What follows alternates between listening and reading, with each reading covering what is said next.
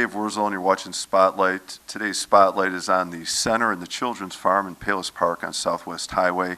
With me today is Amy Dominicus, who is the Program Director for the Center and the Children's Farm. Amy, thank you for taking time to be with us this morning. Thank you. It's, we're headed in that time of the year. The weather's starting to break. We're getting more sunshine. The days are longer. Every now and then we get those nice days. Spring is, hopefully immediately on the horizon. And let's talk a little bit about, how things are going. First of all, I know you had a couple of tough years here coming off the COVID restrictions and mitigation protocols. How have you been doing? How is it going at the center in general? And then we'll get into the program. How's it going here? Sure, we're doing really well, actually. I think in a lot of ways, COVID ended up being a blessing for our organization because people were seeking local activities within their own community. So our staff worked really hard. We got creative. We rethought the wheel on a daily basis, and but created a lot of good program offerings where people felt safe. So here we are approaching this spring season in a way with a lot more fellowship in our rosters, a lot of new program participants, and we're eager to kind of get things rolling back to normal again. It's nice to hear the back to normal part, right? And congratulations to you and your staff, too. I think that, talking about how COVID was such a difficult thing to get through, and yet definitely a compliment to you and your staff that you're able to be creative and find a way to still offer programs and activities. And obviously you have an opportunity to work the outside. The environment here between the Children's Farm and the grounds around the center are absolutely beautiful. And so let's talk about the back to normal part, the best, maybe the best part. Let's take a look at the Children's Farm first. What are some of the things going on at the Children's Farm now? So spring is a great time every year for the farm, and this year, kind of with the lack of COVID restrictions, we're really excited to get rolling again. So our Children's Farm, is open from March through November every year with seasonal hours, but we did just start our 2022 open farm season. So for the month of March, we are open on Fridays, Saturdays, and Sundays from 10 a.m. to 1 p.m.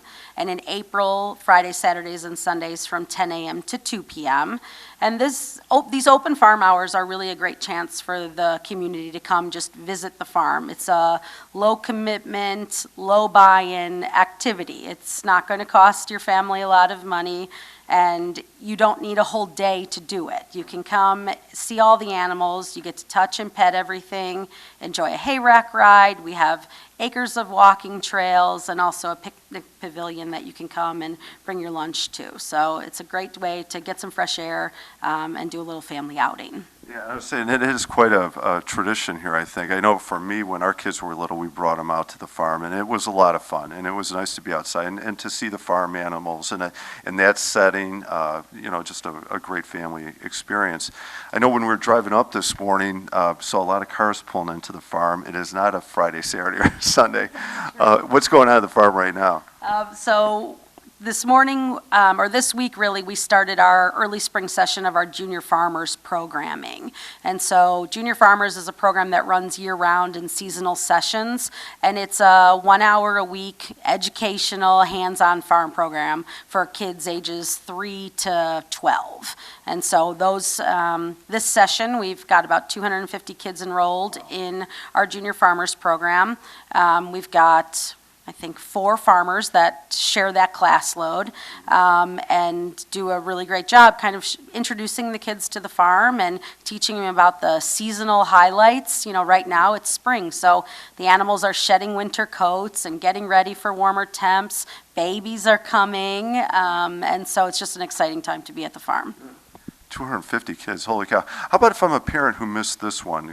Can I sign up for something else coming up soon, or the similar Junior Farmers program? So our next session is our late spring session. That begins the end of April and runs through the end of May. And registration for that opens up on March 30th.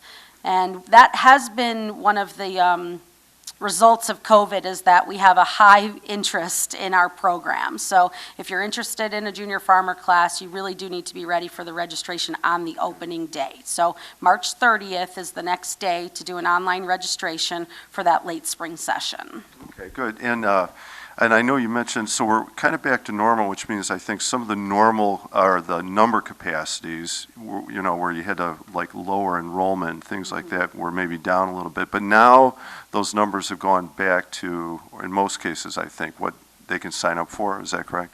Yeah, Illinois, dropped all of their, not all of, but most of the restrictions that were kind of imposing rules on our programs. And so most things are back to capacity here at the center.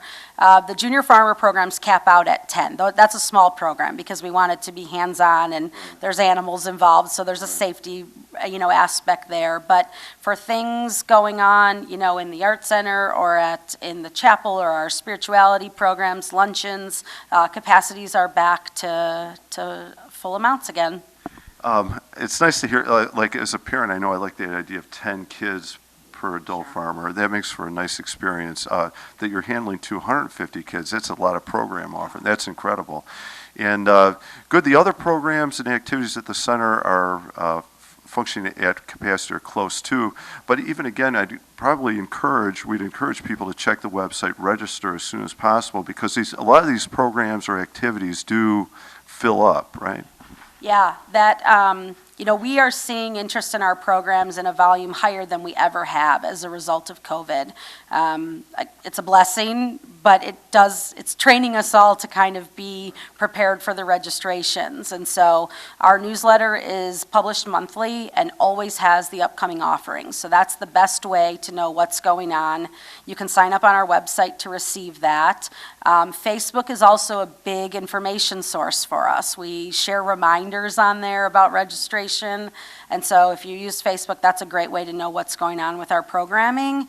But you will want to pay attention to those dates and make sure you're ready to register, when they begin. Yeah, I definitely encourage people to check the website for sure. That's where I found your newsletter, and it is amazing. It reminds me of the high school or college curriculum, guys. There are so many offerings. And maybe we'll get to that in a second. Are there any other programs at the farm you want to talk about? Because I know there's several things coming up this spring, right? Yeah, there is so much going on in the next few months at the farm. It's a great time. It's a great time to be at the farm. The weather, it's not too hot.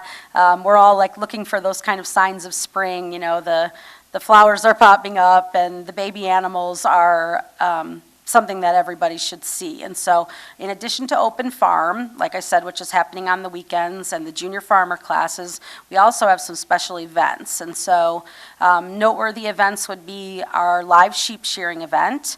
That is on April 30th over at the farm. We'll be open from 10 a.m. to 2 p.m. and live sheep shearing will begin at 11. And so that is a great way. It's our own sheep that are being sheared. So if you've seen them all winter or all fall with their really thick wool coats, they're going to be shorn, and so they will have their new spring haircut, and we'll be offering some fiber art crafts for the kids and some food concessions, hay rack rides. It's just a really great day at the farm. So it begs the question I've got to ask, so you shear these sheep, or if somebody comes in to shear them for you, what happens to all that wool then? So we will reserve some of it because we use it for our crafts. We have some of our fellowship who likes to do fiber arts projects, and so they will card and spin their own wool. But the value of raw wool is very low right now because of synthetic fabrics kind of taking over the marketplace. And so nobody shears sheep for wool profit anymore. The sheep shearing industry in the United States is alive because those of us who have sheep, you have to shear them once a year. Their wool will get too matted and things. So it's more of a service to our sheep than it is for getting the wool. But you still get to use it for the art programs or crafts. Wonderful. Okay. Any other programs coming up this spring you want to mention? So a big one is our spring plant and compost sale. We have a sustainable agriculture program that runs out of the children's farm that focuses on local food and organically raised food. And so we start all of these vegetable and herb and flower seeds in-house in organic soil, and we're growing them under grow lights and then in our greenhouse, and then we pot them up for you to take home. We also bag our compost, and our compost is what we clean out of the barn on a daily basis. We rotate it and compost it for 2 years and bag it up, so it's a perfect amendment to your home gardens. Okay, so for people getting ready to do that yard work or planting in the spring, hopefully that's coming up soon. We're starting to get those warm days popping in every now and then. A great place to come to pick up some plants and the compost. We can take care of that. Anything else coming up or you want to mention at the farm? We're ready to move on to the center. I'll plug one more big event in May. We have our Barn to Be Wild and Farm Festival weekend. So that's May 21st and 22nd, and it's a 2-day, full-day event with activities going on day and night. Live music, food concessions, all kids horse show, open farm, things like that. So that's one to get on your radar for sure, too. It's our Barn to Be Wild. I like the title, Barn to Be Wild. It's a good title. That alone makes me want to sign up for it. How about let's talk about the center now. The center has got so many different activities for so many different age ranges and interest, types of interest. Can we get a quick preview of some of those? Yeah, so, most things that happen on the center side of the road are indoor activities. And so the elimination of the COVID restrictions has helped the programs on this side of the road be able to resume their full capacities again. So the Art Center is in full bloom. We offer dozens of art classes every week for children as young as 3 all the way up to 99 in categories of pottery, drawing, jewelry making, a plethora of folk art programs are going on over there. Those can always be found in the newsletter. Our chapel services are in full bloom again. Our small wayside chapel that on a good day holds 72 people was tough in COVID because we had to cut that number down so much. But we are resuming our Vesper services on Sundays at capacity with group singing again, and that's something we're really excited to bring back. The chapel services that happen throughout the week as far as meditation classes, spirituality programs, many happen in this room here. Those are all in full swing again as well. Good. And yoga too, I think, right? Is that happening? How about, and I think another long-running tradition is back. Does the Easter Bunny pay a visit to the farm in the center? Every year. So our Easter Egg Roundup is one of our best events that we do here at the farm. This is going to be our 36th year running the Easter Egg Roundup. It is always a weekend before, or the weekend of Easter, I should say. For a long time, it was only the Saturday before Easter, but last year we moved to Friday and Saturday. That will continue this year. So we've got 2 full days of Easter Egg Roundup, which is not a typical egg hunt. It is a real experience for families and children, many of whom tell us, they come year after year because it's become their tradition. And kids will come, see all the animals in their Easter bonnets. They will collect an egg from the chicken coop. That is the one day a year the chickens lay hard-boiled eggs.